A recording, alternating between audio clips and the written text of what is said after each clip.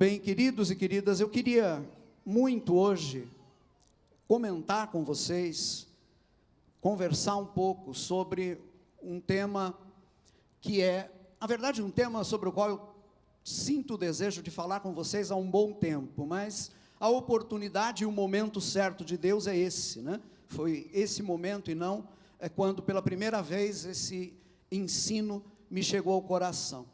Eu quero falar sobre uma fé que transfigura a vida.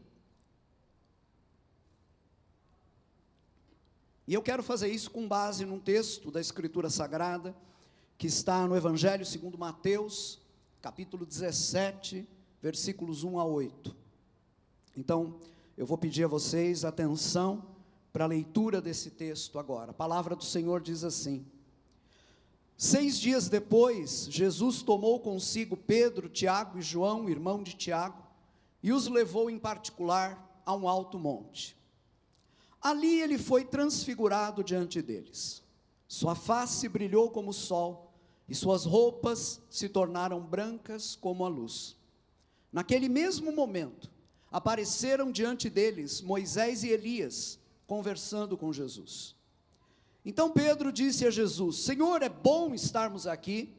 Se quiseres, farei 3 tendas, uma para ti, uma para Moisés e outra para Elias. Enquanto ele ainda estava falando, uma nuvem resplandecente os envolveu, e dela saiu uma voz que dizia: Este é o meu filho amado, de quem me agrado, ouçam-no. Ouvindo isso, os discípulos prostraram-se com o rosto em terra, e ficaram aterrorizados. Mas Jesus se aproximou, tocou neles e disse: Levantem-se, não tenham medo.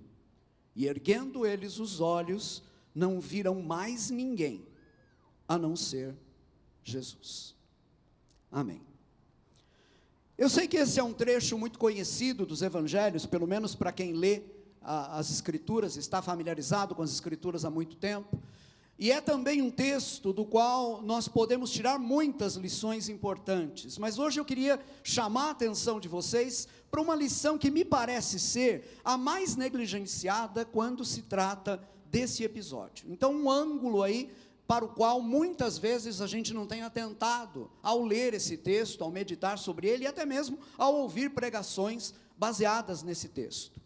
Todo esse episódio que eu li, em primeiro lugar, ele é muito impressionante, ele é fantástico, não é?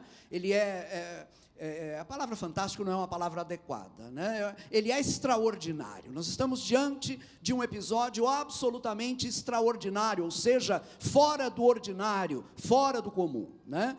E tudo nessa passagem parece que tem a ver com o retiro, tem a ver com o isolamento, tem a ver justamente com uma experiência extraordinária que está para acontecer e que, portanto, é uma experiência fora da rotina comum. E, de fato, gente, esse caráter de excepcionalidade no texto, ele de fato está presente, né? E vários sinais indicam isso. Esse trecho que eu li começa com uma precisão na marcação do tempo, que não é muito frequente nos evangelhos. Os evangelhos não se preocupam muito em ficar dizendo o tempo exato em que acontece cada episódio, mas aqui nós estamos diante de um registro absolutamente preciso. O capítulo 16, versículo 1 diz: 6 dias depois, Jesus tomou consigo Pedro, Tiago, né, e João. 6 dias depois. Bom, a pergunta que surge logo de cara é: 6 dias depois do quê?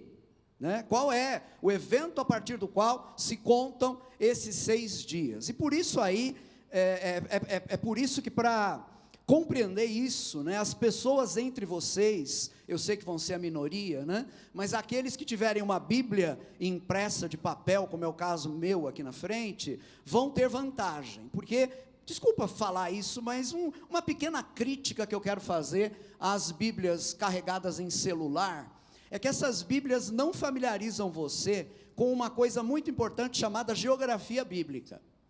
Geografia bíblica não é a geografia da Terra Santa. Geografia bíblica é o lugar aqui na página onde está o texto que você leu alguma vez. Eu me recordo de já ter encontrado versículos que eu li e que de repente eu não sabia onde eu estava, mas eu sabia mais ou menos em que parte da página aquele versículo estava, e eu ia procurando até localizar. Com o celular, você não tem geografia bíblica nenhuma, né? E você não tem também essa facilidade que eu vou ter agora, de pegar a minha página da Bíblia, de virar ela para trás, e voltar aqui para o capítulo 16 do Evangelho de Mateus, a partir do versículo 13, porque é aqui que está o antes daquele dia que nós estamos estudando agora. Aquele texto que nós lemos começa com uns 6 dias depois, e para entender esse acontecimento anterior, a gente tem que vir aqui até o capítulo 16, a partir do versículo 13, e você vai encontrar o seguinte contexto. Jesus havia se dirigido para uma região ao norte da Galileia, onde havia uma cidade chamada Cesareia de Filipe. Essa cidade estava construída no sopé de um monte chamado Monte Hermon, e ali Jesus, com os seus discípulos, ele provoca uma pergunta para aqueles discípulos.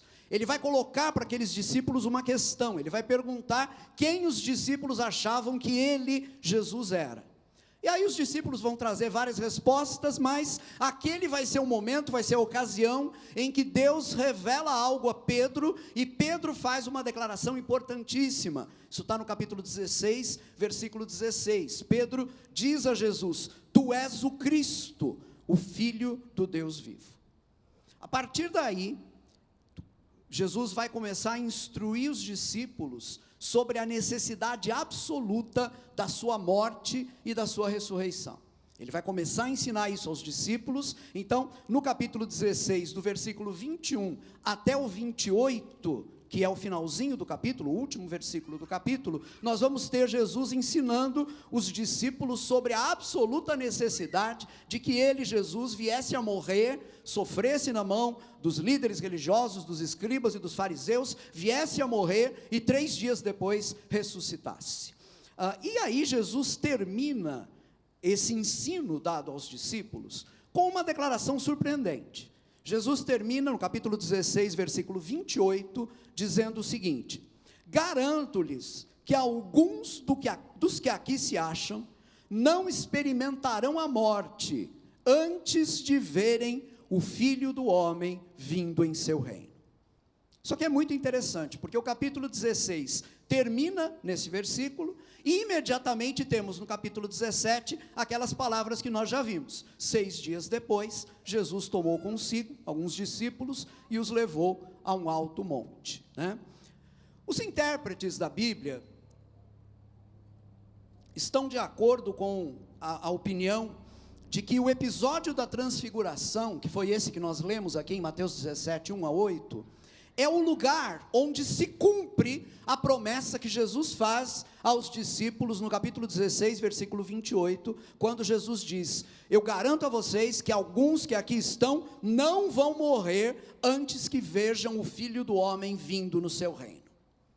Nós sabemos que a vinda final do Filho do Homem, ou seja, o retorno do Senhor em glória, ainda não aconteceu. Isso é um evento que está ainda no nosso futuro. Mas, como eu dizia, os intérpretes acreditam que Jesus permite que alguns discípulos tenham uma antecipação da chegada da glória do reino de Deus na pessoa do Filho, nesse episódio que nós temos aqui no alto do monte. Então, esse episódio, ele cumpre essa promessa feita no capítulo 16, versículo 28. Em outras palavras, essa promessa se cumpre quando Pedro, Tiago e João assistem à manifestação da glória de Deus que acontece na face de Jesus Cristo, ali no alto daquele monte. Sem dúvida nenhuma, gente, trata-se de um momento excepcional.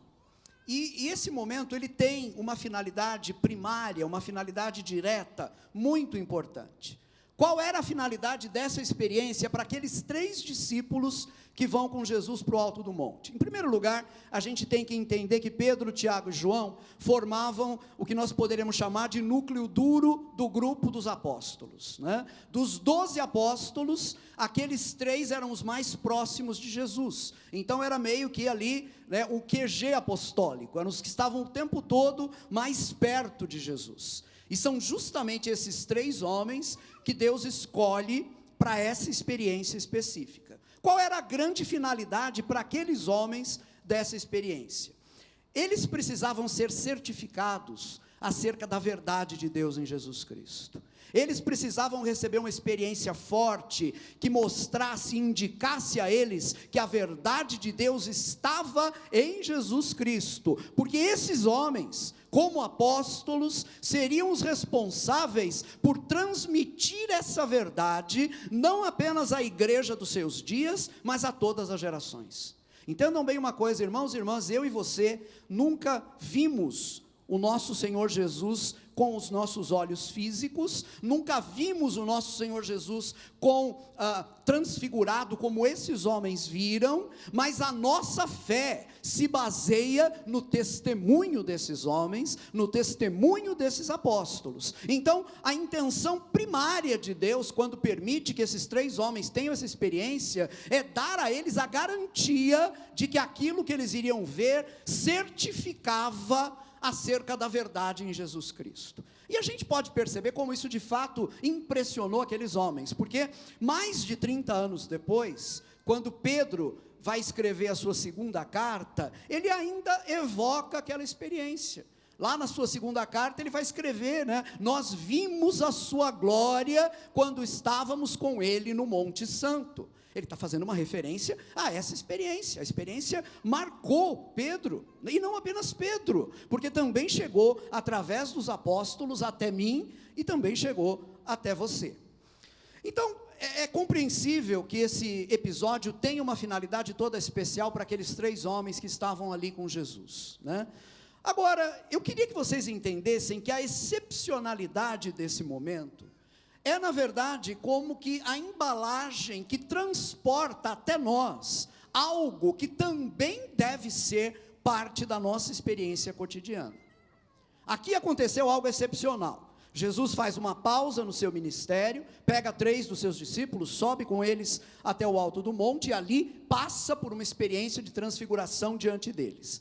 A gente sabe o que essa experiência significou para aqueles homens, mas, além disso, qual pode ser o significado, qual sentido nós podemos extrair dessa experiência para a nossa própria vida?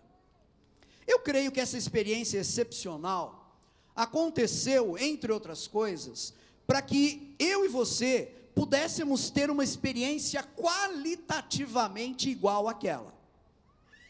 Agora, vejam bem, não de forma excepcional, mas como parte da nossa vida cotidiana. Em outras palavras, a experiência aponta para uma fé capaz de transfigurar a nossa vida. Vejam bem, a experiência da transfiguração é a experiência da revelação da glória de Deus. É aquilo que Moisés experimentou de forma limitada lá no alto do Monte Sinai, e vocês podem ler sobre isso no capítulo 34 do livro de Êxodo. Aquilo que Moisés experimentou de forma limitada lá no Êxodo, no capítulo 34, esses 3 discípulos experimentam de forma plena aqui no capítulo 17 de Mateus. A glória de Deus sendo revelada na face de nosso Senhor Jesus Cristo. É esse o coração daquela experiência. É disso que a palavra de Deus está nos falando, quando, por exemplo, lá em 2 Coríntios 4, versículo 6, Paulo escreve assim: pois Deus, que disse, das trevas resplandeça a luz, Ele mesmo brilhou em nossos corações, para iluminação do conhecimento da glória de Deus na face de Cristo.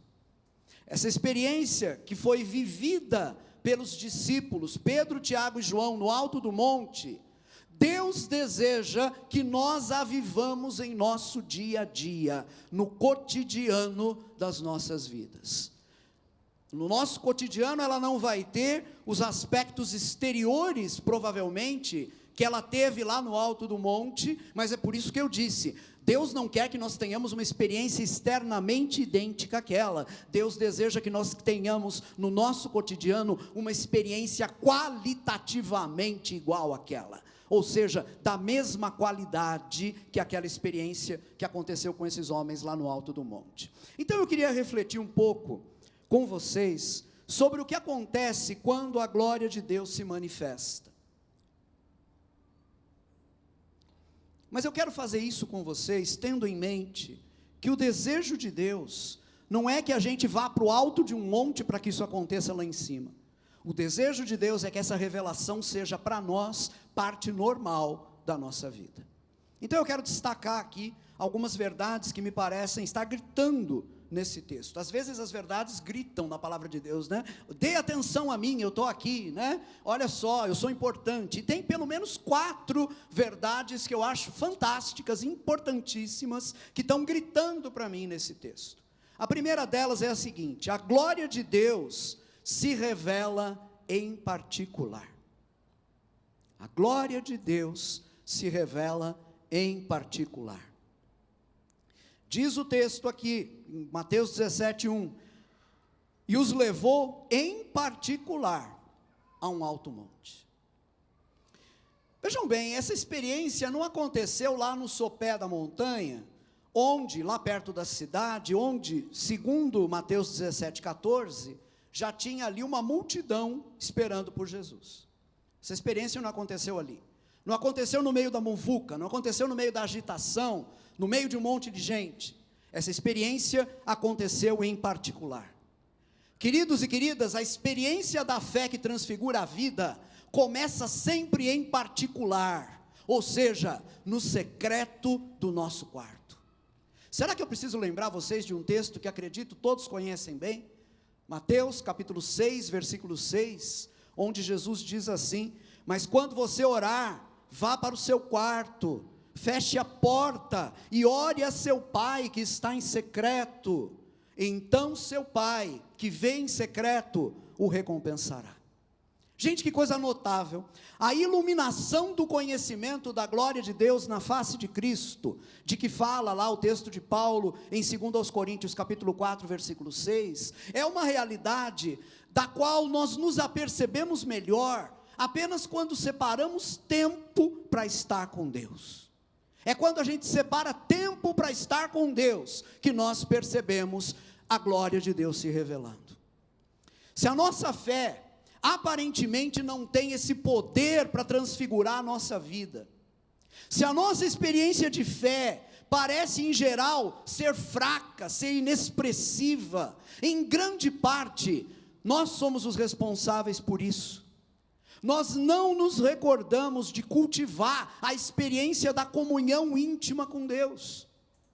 Muita gente tem dificuldades com isso, porque se esquece de que a comunhão com Deus deve ser cultivada. E nesse particular, gente, ela não é diferente de qualquer outro relacionamento profundo que a gente vai construir, um relacionamento de amizade, um relacionamento dentro do casamento. Se não há dedicação, se não há cultivo dessa relação, a relação não cresce, a relação não se desenvolve.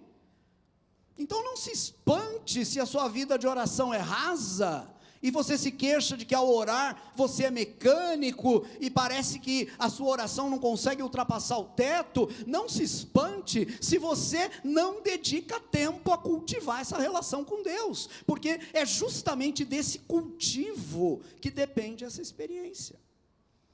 Agora tem um segredo aqui, e esse segredo faz toda a diferença. Em nós já existe, em nós já está, por assim dizer, instalado um anseio por essa comunhão com Deus, um desejo por essa comunhão com Deus. Se você se converteu, se você entregou sua vida a Jesus, se Jesus é Senhor da sua vida, então deixa eu te lembrar de uma coisa: dentro de você existe desejo por Deus, dentro de você existe um clamor por ter comunhão com Deus. Isso se explica em termos bíblicos com aquilo que Paulo nos ensina, está lá na sua carta aos Gálatas, capítulo 4, versículo 6, escreve Paulo: e porque vocês são filhos, Deus enviou o Espírito de seu Filho ao coração de vocês, e Ele clama: Abba, Pai. Vocês sabem que a palavra Abba é pai em aramaico, mas é pai dito por uma criança, né? Uma linguagem infantil para pai, né? E ela está sendo usada aqui justamente para denotar essa intimidade que uma criança pequena tem com o seu papá, né, com o seu Pai. Ora, o fantástico desse texto é que quem nos leva a chamar Deus de Pai é o Espírito Santo que está dentro de nós. Quem instala dentro de nós esse desejo pela comunhão com Deus é o Espírito Santo que habita em nós. Por quê? Porque nós somos filhos, porque nós fomos feitos filhos de Deus, a partir do momento em que nos convertemos, a partir do momento em que entregamos nossa vida a Jesus, o Espírito Santo está em nós, e é Ele quem nos leva a desejar a presença de Deus. Eu acho fantástica a declaração que o salmista faz, no Salmo 27, versículo 8, olha o que o salmista escreve, ele diz: ao meu coração me ocorre, buscai a minha presença, buscarei, pois, Senhor, a tua presença. Gente, isso não é maravilhoso? Isso não é fantástico? Vocês percebem? Não é apenas um desejo nosso, é o próprio Deus quem coloca esse desejo no nosso coração.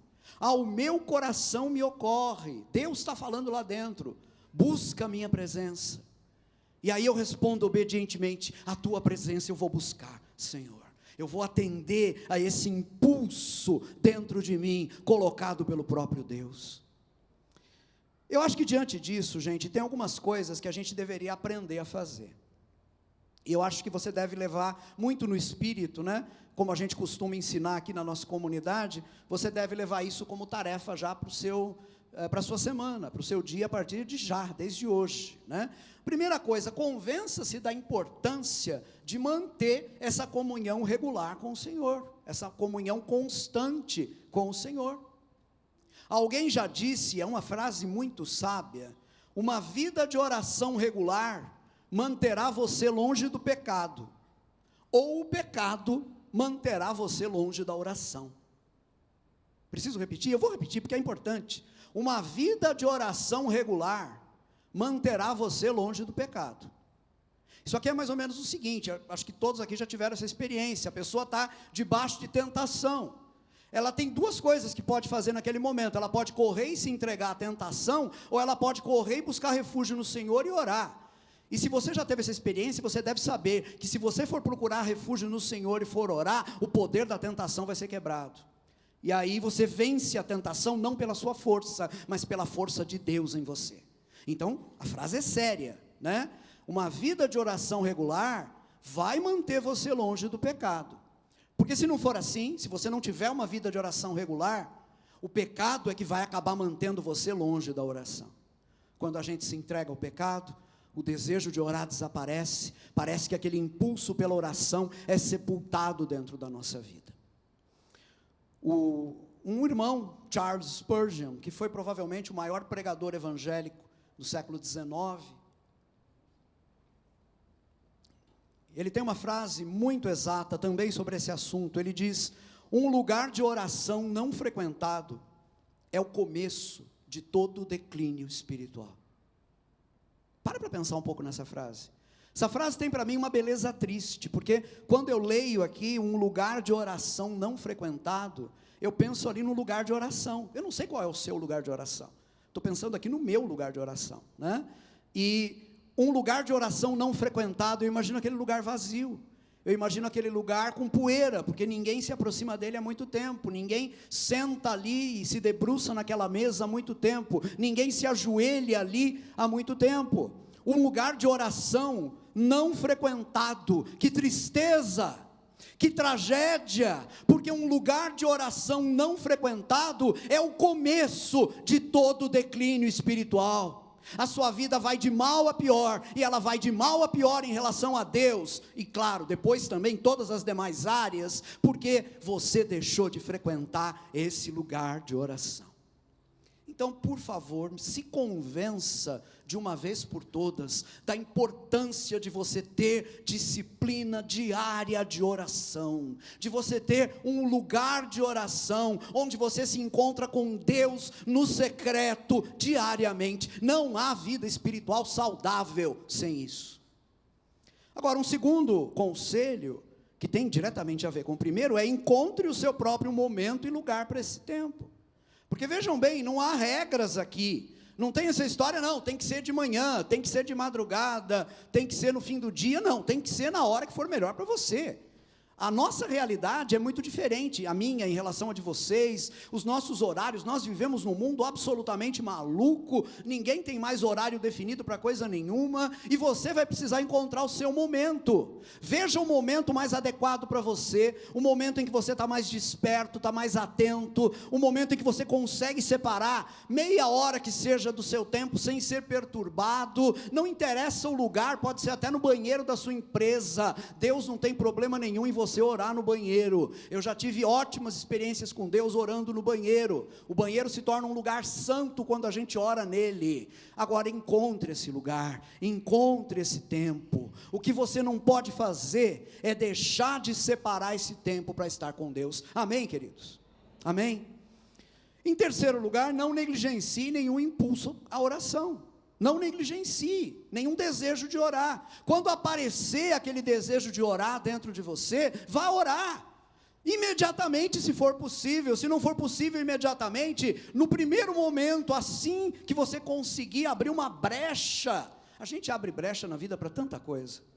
A gente abre brechas para reuniões não planejadas, a gente abre brechas para encontros que a gente não tinha previsto, para conversas que a gente não tinha previsto, para clientes que a gente não tinha previsto receber e acaba recebendo, para trabalhos fora de hora. A gente abre brecha para tudo. Por que a gente não pode abrir brecha para Deus também na nossa agenda? Faça isso, meu querido, minha querida, porque vejam bem, se você quiser a manifestação da glória de Deus na sua vida, se você quiser mais do que uma vida cristã de apenas vir aos cultos na carisma de domingo, se você quiser uma vida transfigurada pela glória de Deus, você precisa buscar essa glória no particular. Amém? A segunda coisa que eu quero extrair desse texto, a primeira é essa: a glória de Deus, ela começa em particular, ela se revela em particular. A segunda coisa, a glória de Deus transfigura as realidades da nossa vida. Mateus 17:2, ali ele foi transfigurado diante deles, sua face brilhou como o sol, e suas roupas se tornaram brancas como a luz. Quando a glória de Deus se revelou na face de Cristo, ali no monte, o rosto dele, de acordo com a Bíblia, brilhou como o sol. Isso é impressionante, mas não foi apenas isso que aconteceu.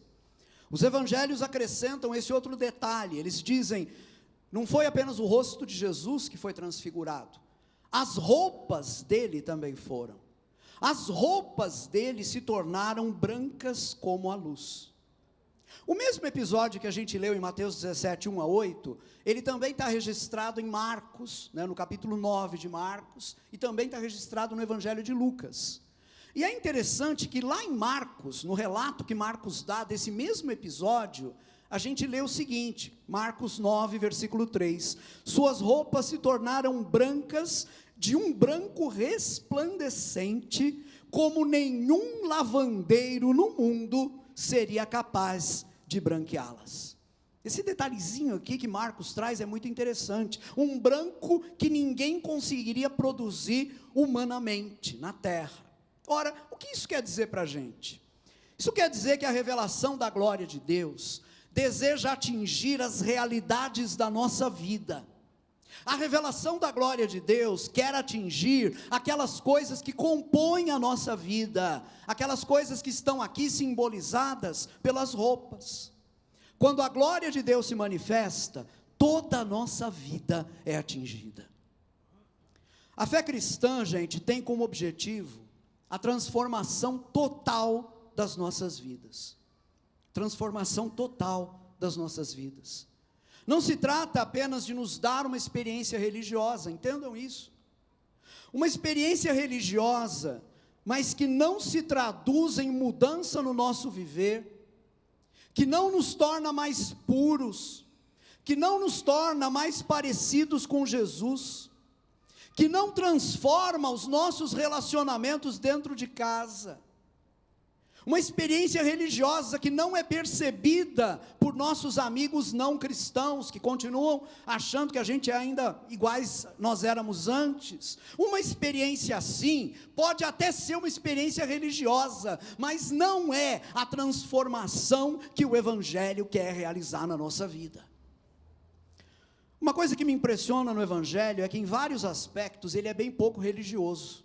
Vejam bem, o Evangelho não quer pegar você, tirar você do mundo e colocar você no mosteiro. Era o que nós imaginávamos que, enfim, experiências religiosas deveriam fazer, né? Tirar a gente da vida, colocar a gente num lugar à parte, com uma roupa à parte, um jeito de viver diferente, todo próprio, todo específico. Ora, não é isso que o Evangelho quer.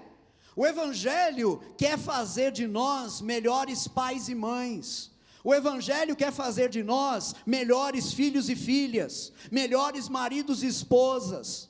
O Evangelho quer fazer de nós trabalhadores melhores, cidadãos melhores, seres humanos mais humanos. As roupas falam de cultura. Cultura aqui significa tudo aquilo que o ser humano produz com as suas habilidades. Essa roupa que você está vestindo, isso é cultura.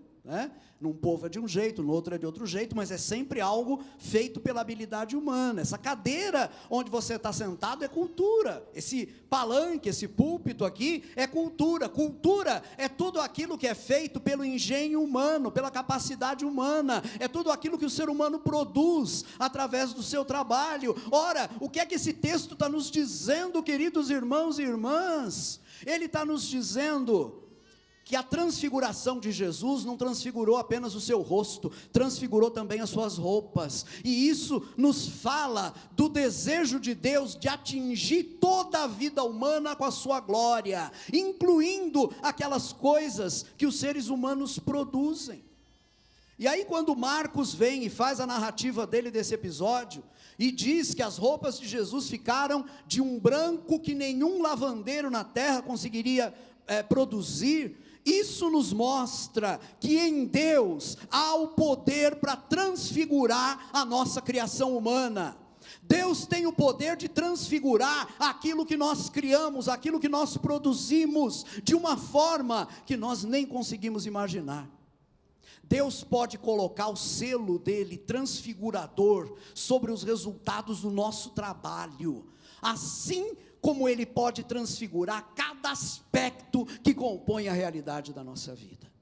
A maioria de vocês não está habituado a pensar no seu próprio trabalho como algo que pode ser transfigurado pela glória de Deus. Eu quero levar você a pensar na sua oficina como um lugar onde a glória de Deus pode se manifestar, a pensar no seu trabalho de advogado como um lugar onde a glória de Deus pode se manifestar, no pronto-socorro onde você atende pacientes, um lugar onde a glória de Deus pode se manifestar, na escola onde você ensina, no prédio onde você faz faxina, na portaria onde você é um dos porteiros, lá no telemarketing, no banco onde você senta. Deus quer transfigurar essas realidades. Deus quer mostrar para esse mundo incrédulo que Ele está vivo, que Ele continua agindo, mas para isso, queridos e queridas, entendam, Deus precisa sair desse casulo.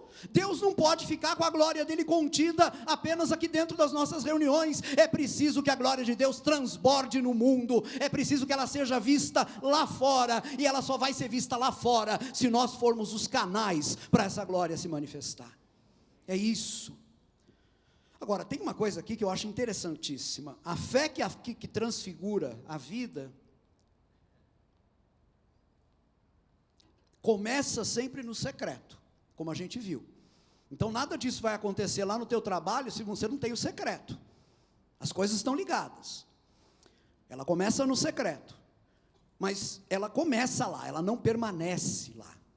Ela não permanece no isolamento, porque ela quer se manifestar justamente para que os outros sejam também beneficiados por ela. E então nós podemos estar bem no meio da nossa vida cotidiana, com todos os seus problemas, com todos os seus aspectos aparentemente mundanos, né? Trabalho, ocupações, pegar ônibus, trem lotado, etc. Mas se a gente conheceu a comunhão com Deus no secreto, A gente vai estar ali no meio da agitação da nossa vida, com o coração sintonizado em Deus, com o coração próximo de Deus, desejando e tendo expectativa pela manifestação de Deus na nossa vida e através da nossa vida.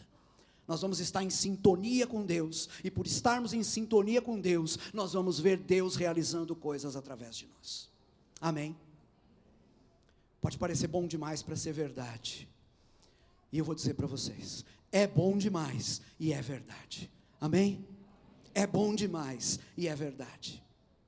Terceiro lugar, já vimos que a glória de Deus se revela em particular, já vimos que a glória de Deus transfigura as realidades da nossa vida.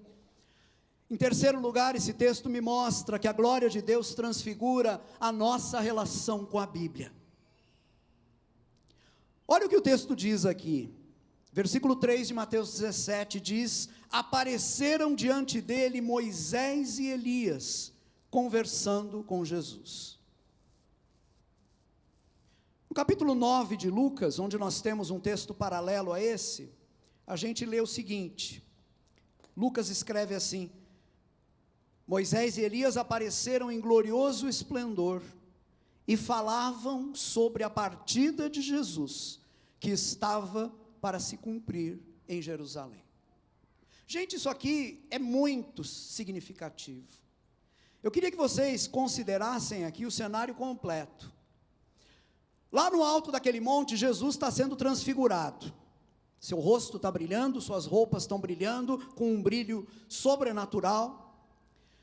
Aparecem junto dele Moisés e Elias conversando com ele. E ali, assistindo tudo isso, Pedro, Tiago e João. Qual o sentido disso? Moisés e Elias representam a revelação de Deus que foi dada no Antigo Testamento. Moisés simboliza a lei, Elias simboliza a profecia, o ministério profético.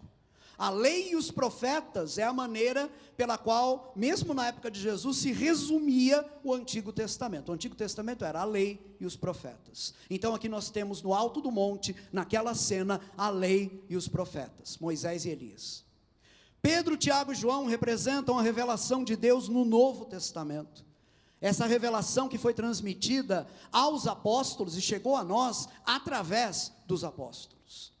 Então nós temos ali na cena o Antigo Testamento, a lei e a profecia, e o Novo Testamento. O Novo Testamento ainda nem foi escrito nesse momento, mas ele já está presente ali, porque ali estão presentes os homens, 3 dos homens, ou pelo menos 2 deles, que vão ter uma parte direta na escrita do Novo Testamento, e mesmo Tiago, que não escreve nada. Esse Tiago que está aqui, não é o Tiago que escreve a carta que leva o nome dele no Novo Testamento, mas ele também como apóstolo é responsável pela transmissão dessa palavra revelada, e certamente ajuda a consolidar essa revelação naquele contexto, não é? E ali no centro está Jesus, a palavra viva de Deus.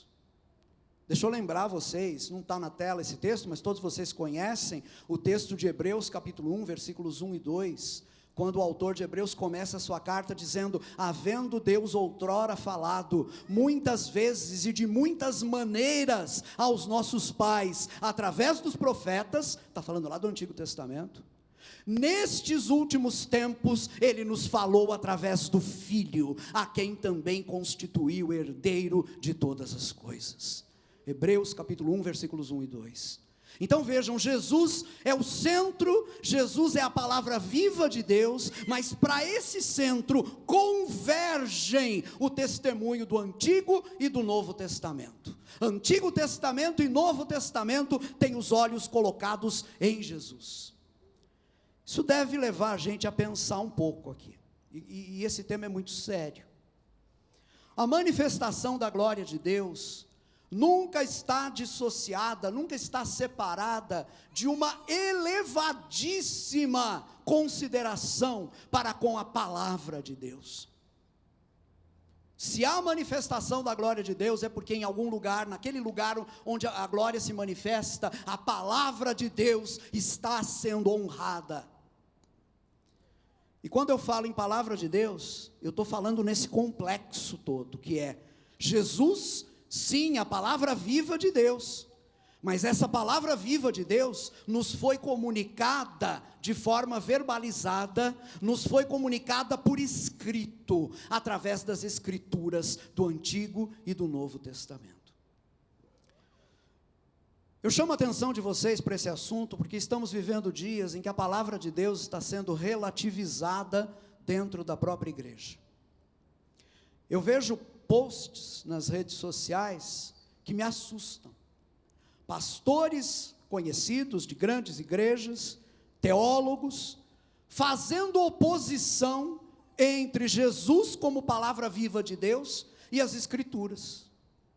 Uma frase que eu já vi muito nos últimos anos, recorrentemente, é aquela: não, a Bíblia diz que Jesus é a verdade.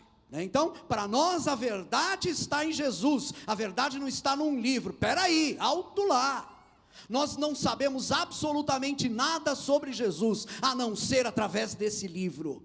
Então não separe aquilo que Deus uniu. Ninguém separa a palavra viva de Deus que está em Jesus da palavra de Deus que está revelada nas Escrituras. A palavra de Deus revelada nas Escrituras nos encaminha para Jesus, converge para Jesus, mas não há nenhum tipo de separação entre essas duas realidades.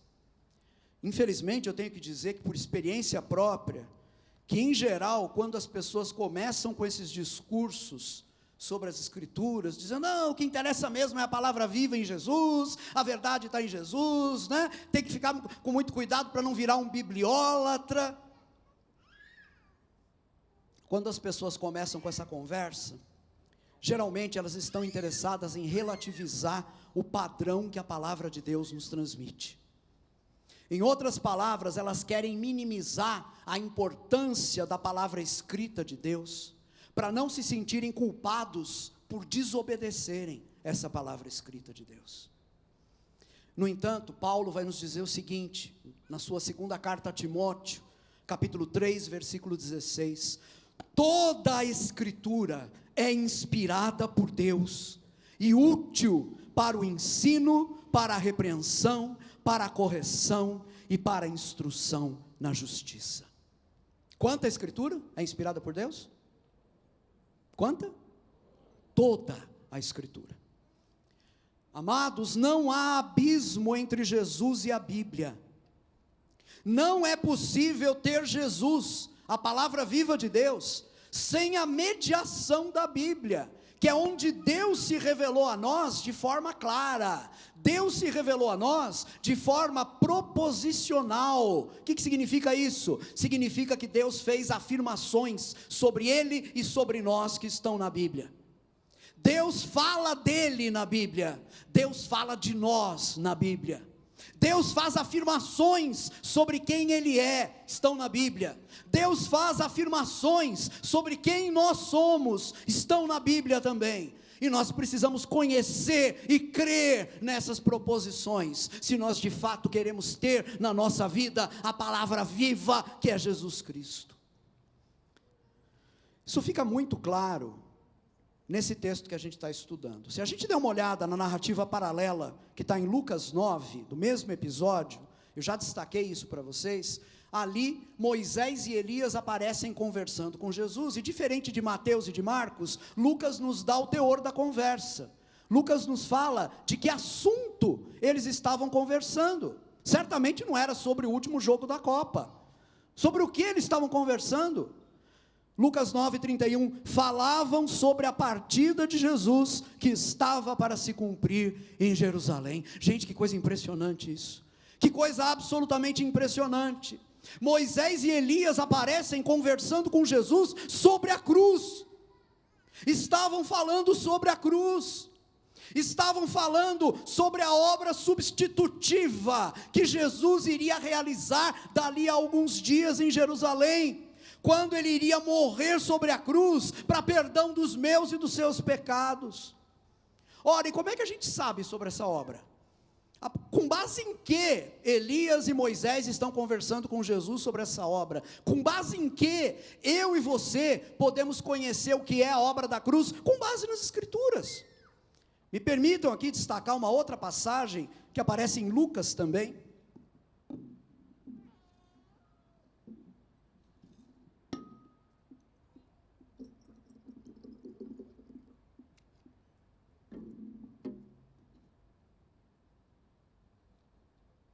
capítulo 24 de Lucas, versículos 25 a 27, o texto diz: ele lhes disse, deixa eu explicar, ele aqui é Jesus, e o lhes, ele está se dirigindo aqui aos 2 discípulos, chamados discípulos do caminho de Emaús, aqueles discípulos que depois da morte de Jesus e antes de saberem da ressurreição, estavam indo embora de Jerusalém, desanimados, chateados, sem entender o que tinha acontecido. Então esse texto diz o seguinte: ele, Jesus, lhes disse: como vocês custam a entender, e como demoram a crer em tudo o que os profetas falaram. Não devia o Cristo sofrer estas coisas, para entrar na sua glória? E começando por Moisés, e todos os profetas, explicou-lhes o que constava a respeito dele, em todas as escrituras. Gente, não dá para ser mais preciso do que isso. Se não fosse pelo testemunho das escrituras, a gente nunca compreenderia a obra da cruz. Nós vivemos num tempo de total desorientação. É como uma situação de um pesado nevoeiro, esse tempo no qual nós vivemos. Um pesado nevoeiro. E o nosso papel é mostrar para aqueles que estão perdidos no nevoeiro, onde há um farol que pode nos orientar. Que farol é esse? Esse farol é a palavra de Deus. Então deixa eu dizer algo a você muito diretamente, meu querido, minha querida. Você está confuso sobre Deus? Pois bem, vá à Bíblia aprender sobre Deus. Vá ler as Escrituras. Vá ver o que Deus afirma sobre Ele ali nas Escrituras. Deixa essa verdade encher a sua vida, banhar a sua vida. Você está confuso sobre você mesmo. Não sabe mais quem você é. Você está dando ouvidos a 1000 vozes, está dando ouvidos a 1000 ideologias que querem ensinar quem você é. Deixa eu te dar um conselho. Vá à Bíblia e dê ouvidos àquilo que Deus diz acerca de você. Não aquilo que a filosofia da moda diz acerca de você, mas aquilo que Deus, o Criador, aquele que presidiu a tua gestação, como diz o Salmo 139, e portanto não há equívoco no seu nascimento. Diz o Salmo 139 que você foi formado por Deus, debaixo dos olhos dele, não há equívoco na sua formação. Aprenda na palavra de Deus as verdades sobre você. Deixa essas verdades encherem a sua vida. Deixa essas verdades transformarem a sua vida. Deixa essas verdades confrontarem as mentiras da nossa época que são ditas sobre você. Não creia nessas mentiras. Creia na palavra de Deus. Creia na palavra de Deus. Você crê nessa palavra? Você crê no registro que está nas Escrituras? Você está disposto a ser guiado por Ele? Quando a nossa percepção da glória de Deus, que é revelada na face de Cristo, aumenta, deixa eu dizer uma coisa para vocês, aumenta também o nosso amor pela palavra de Deus.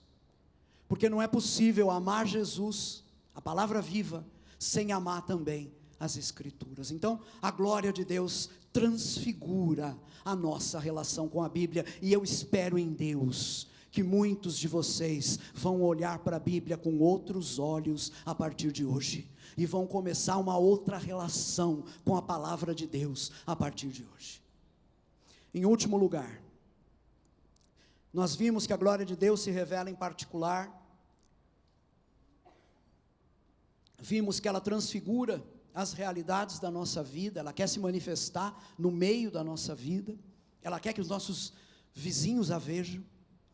Vimos também que a glória de Deus transfigura a nossa relação com a Bíblia, com a Escritura, com a palavra de Deus.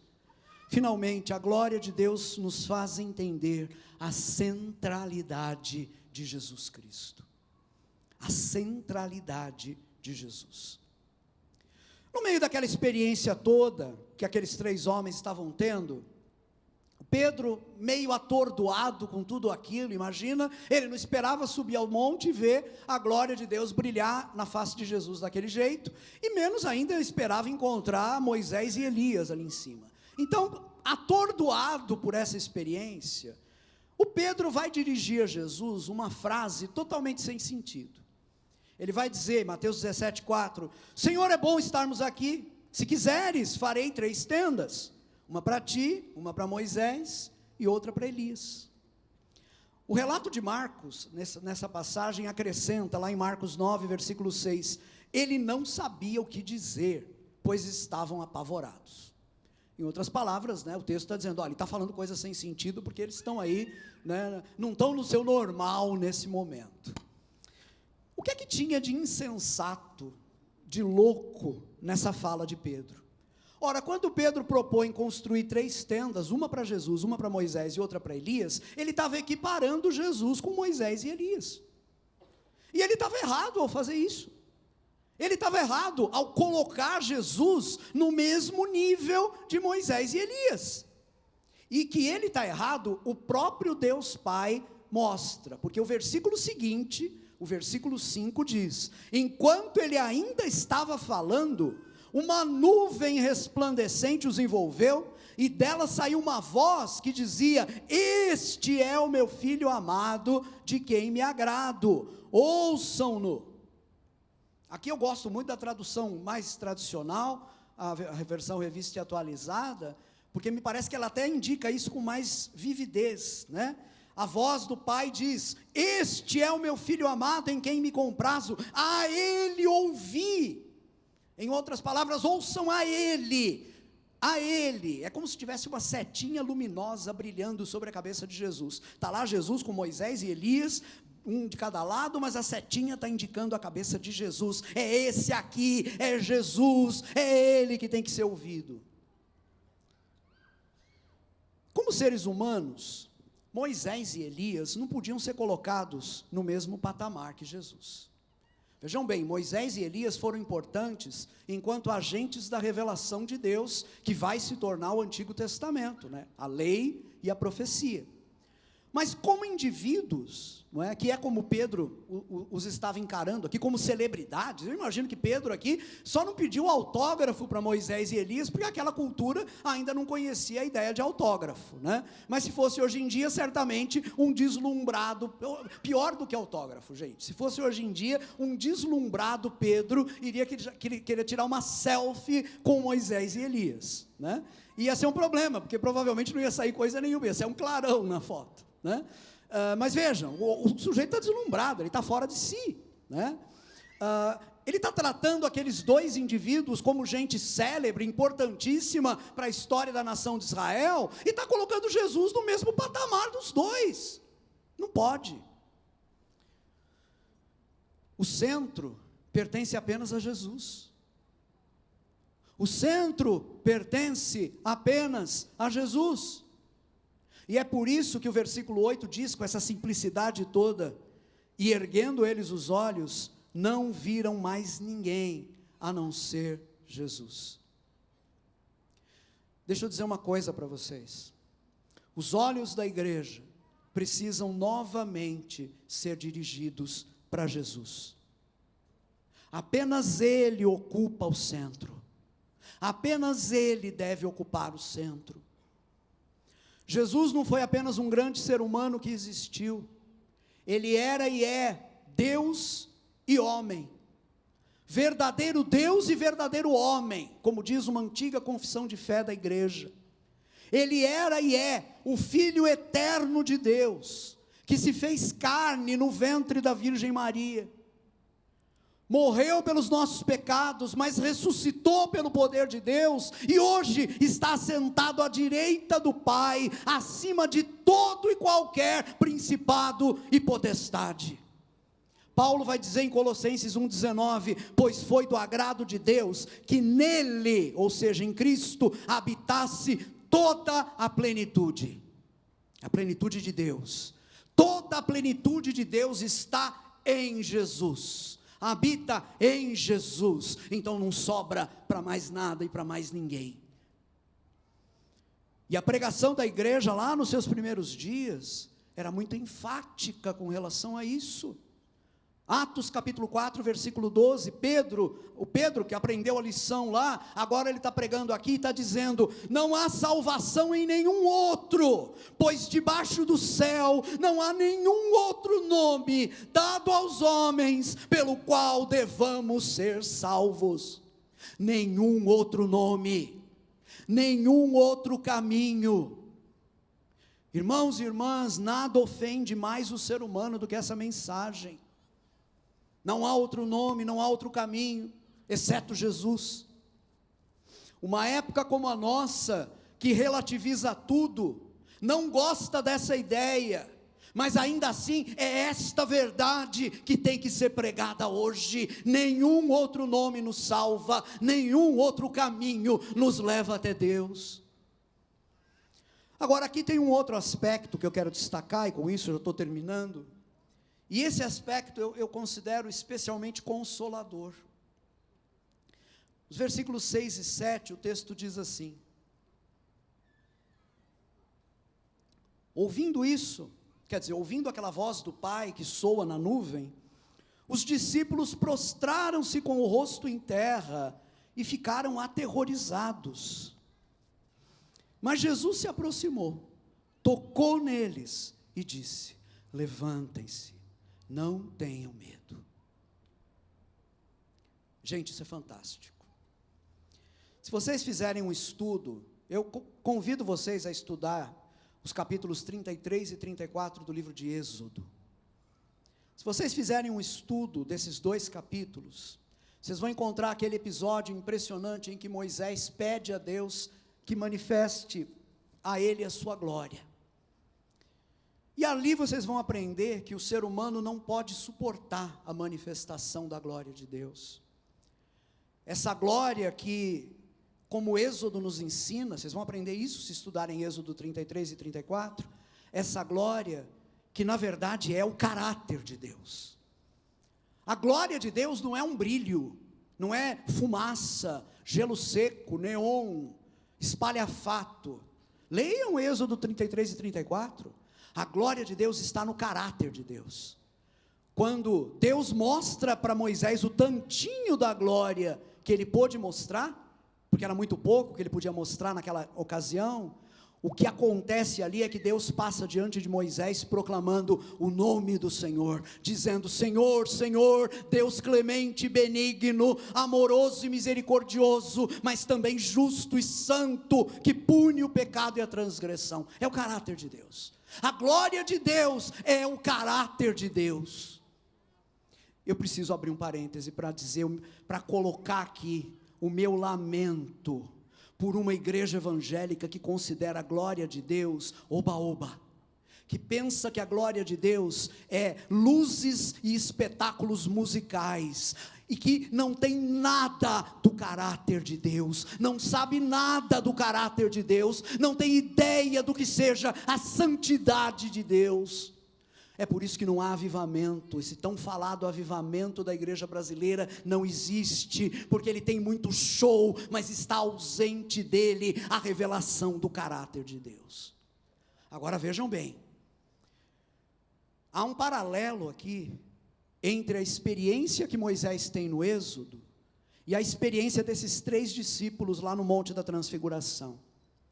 Aqui nessa experiência, com os 3 discípulos, com Jesus, é onde a glória de Deus se revela de forma plena. Em ambos os casos, a gente vai notar que tem um elemento comum aqui, que é o medo, o temor. Está aí outra coisa que nós desaprendemos. Nós desaprendemos a relacionar, paramos de relacionar e desaprendemos como se relaciona a presença de Deus com o temor, com o tremor até. E no entanto, esse elemento está presente nos 2 cenários. Lá em Êxodo, se vocês lerem, por exemplo, o registro que aparece lá em Hebreus, capítulo 12, versículo 21, quando Moisés tem aquela experiência, olha só o que está dito: o espetáculo era tão terrível, que até Moisés disse: estou apavorado e trêmulo. Quando a glória de Deus se manifesta, o que é que o homem fica? Ele fica apavorado e trêmulo. Aqui com os discípulos, diz o texto, em Mateus 17:6, os discípulos prostraram-se com o rosto em terra e ficaram aterrorizados. No entanto, eles estão ali prostrados, Jesus se aproxima, toca neles e diz: não tenham medo. Um detalhe, gente, a gente precisa falar mais sobre esse medo, antes de seguir em frente, porque a gente passa muito rapidamente por esse medo, a gente chega muito depressa nesse toque de Jesus que diz: não tenham medo, mas eu quero que você pare um pouquinho antes desse toque, eu quero que você fique um pouquinho na posição em que estão esses 3 discípulos no Monte da Transfiguração. Eles estão prostrados no chão, com os rostos colocados no chão, tremendo de medo. Eu e você precisamos ficar um pouquinho nessa posição, tremendo de medo diante de Deus, cheios de reverência diante do Deus que é o Senhor e o Criador de todas as coisas, que tem o poder para acabar com a nossa vida e com o universo inteiro num instante, assim como teve o poder de criar todas as coisas num instante. Um Deus santo, que não suporta o pecado, que é ofendido pelo pecado. Isso não tem sido pregado mais por aí. Deixa eu dizer uma coisa sobre esse medo que eles estão sentindo, e que a gente deveria estar sentindo um pouco também, para conhecê-lo. Esse medo é compreensível, esse medo faz todo sentido. Sem a obra de Jesus, por causa dos nossos pecados, nós não podemos suportar a glória de Deus.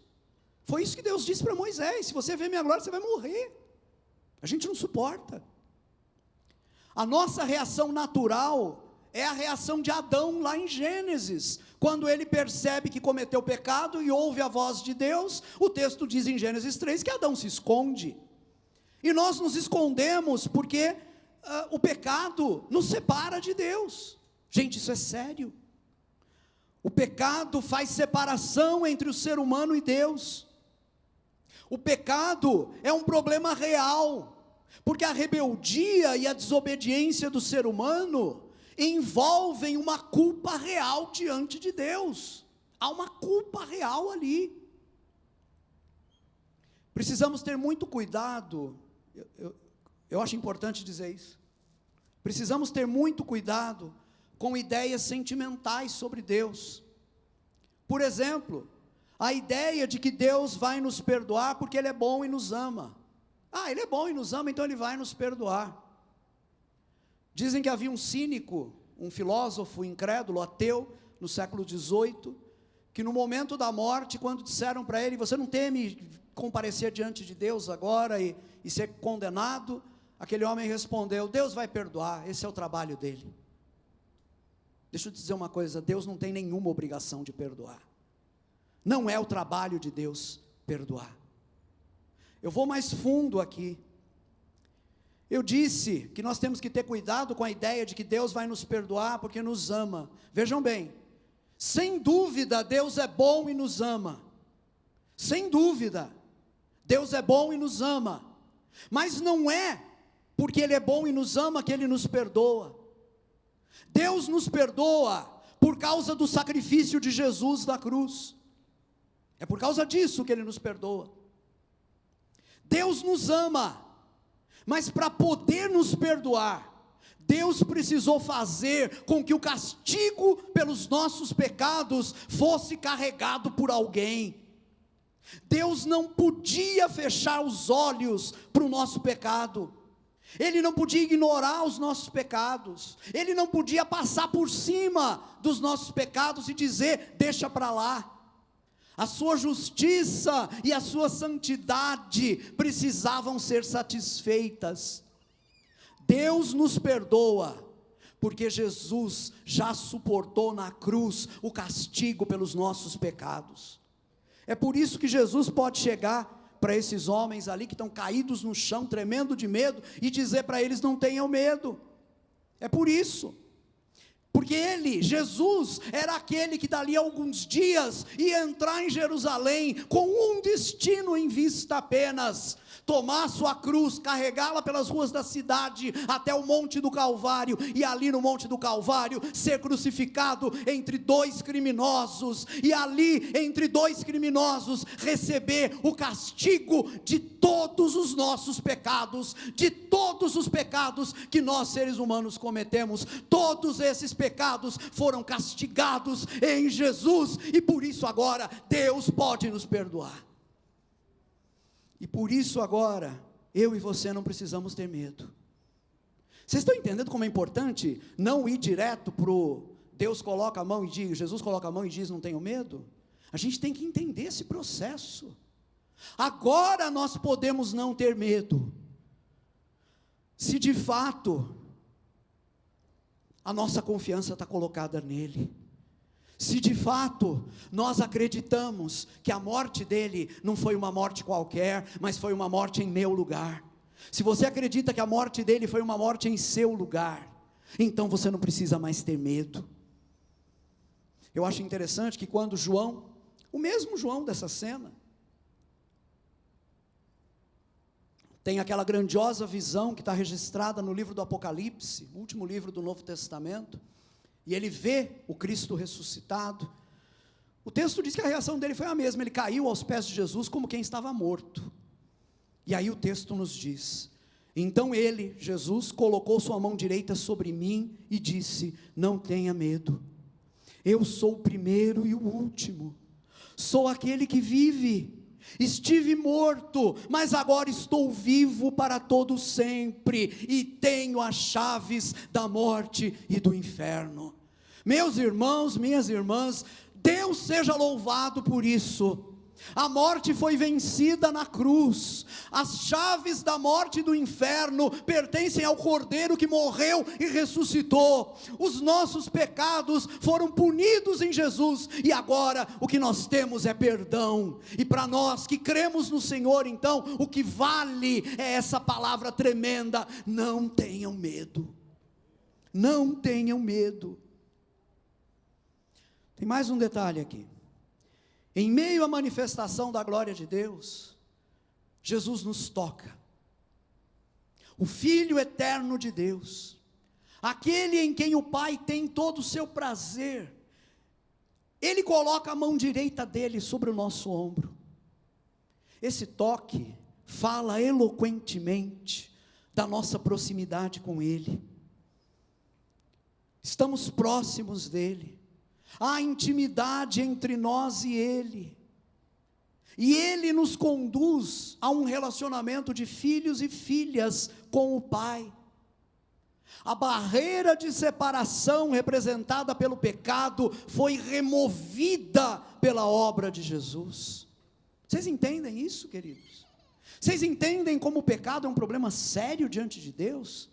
Mas entendem também que por nos amar, Deus providenciou um meio de resolver esse problema, e o meio de resolver esse problema foi punir sim o pecado em Jesus, para que aqueles que creem em Jesus sejam livres de toda punição, sejam livres de toda culpa, e entrem num relacionamento único e vivo com o Pai.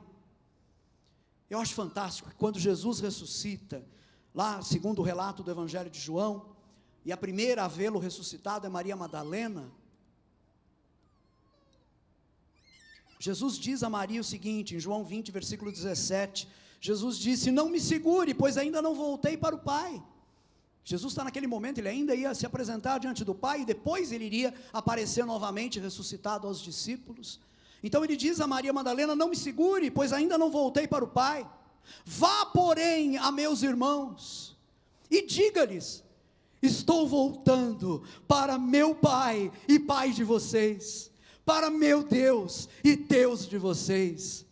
Em outras palavras, e tem aqui uma nota de vitória no que Jesus está dizendo, é como se ele dissesse: eu morri para que ele pudesse não apenas ser o meu pai, mas ser também o pai de vocês. Eu morri para que vocês se tornassem meus irmãos, filhos comigo do mesmo pai. Como a obra está realizada, nada nos separa dessa paternidade de Deus. A paternidade de Deus nos alcança e nós somos filhos e filhas do Pai de nosso Senhor Jesus Cristo. Nossa proximidade com Ele, com o Pai, é a proximidade de irmãos que somos. A nossa proximidade com Jesus, perdão, é a proximidade de irmãos que somos, filhos e filhas do mesmo Pai. E a presença dEle afasta o temor. Eu pergunto, quanto vale hoje essa expressão, não tenham medo? Pensa um pouco, quanto vale hoje essa expressão? Quanto vale hoje essa palavra de Jesus? Não tenham medo. Nenhuma geração teve mais medo do que a nossa. Nós vivemos cercados de medo. Temos medo da violência, temos medo da destruição nuclear, temos medo da poluição, temos medo desses inimigos invisíveis que são os vírus. E muito embora essas coisas sejam perigos reais, eu não estou minimizando nenhum deles de jeito nenhum, eu preciso dizer a vocês como cristão o seguinte: não precisamos ter medo, porque o mundo não está entregue a si mesmo. Gente, ser cristão é uma coisa maravilhosa. Eu convivo com pessoas que, por não acreditarem em Deus, acreditam que o mundo pode simplesmente acabar, porque amanhã um maluco qualquer pode apertar um botão e causar destruição nuclear. Ou então, o nosso planeta não vai chegar até o próximo século, porque ele vai virar um lugar absolutamente inabitável. E essas pessoas agonizam com isso, essas pessoas sofrem com isso, porque não tem nenhum outro horizonte. Eu não estou dizendo que essas coisas não sejam graves, eu não estou dizendo que não representem perigos reais, não é? Agora, o que eu estou tentando dizer a vocês é que o mundo não está entregue a si mesmo. Há um governo, e esse governo está nas mãos de Deus. Se nós chegarmos ao último instante, aquele em que tudo vai parecer perdido, Deus vai intervir e vai realizar os seus propósitos. A palavra final não será de quem pode apertar o botão da destruição nuclear. A palavra final é e sempre será de Jesus Cristo, o Verbo de Deus, o Filho eterno de Deus. É dele a palavra final. E para nós, para mim e para você que cremos no nome dele, para nós que cremos nele, essa palavra final vai ser a mão dele sobre o nosso ombro, dizendo: não tenha medo. Uma fé que transfigura a vida é aquilo que nós temos em Jesus Cristo. Ela começa no secreto da nossa comunhão com o Pai, mas ela transborda para o seio da nossa vida cotidiana e influencia tudo aquilo que a gente é e tudo aquilo que a gente faz. Transfigura nossas roupas. É uma fé que leva a sério a palavra de Deus, não negligencia a Bíblia, não brinca com a Bíblia, não despreza a Bíblia. É uma fé que sabe que o centro pertence apenas a Jesus. A vida transfigurada por essa fé não vai ser uma vida sem problemas, mas é uma vida onde a presença de Jesus retira de uma vez por todas o medo. É para essa vida que o Senhor nos convida hoje, amém? Convido você a curvar sua cabeça para orarmos agora.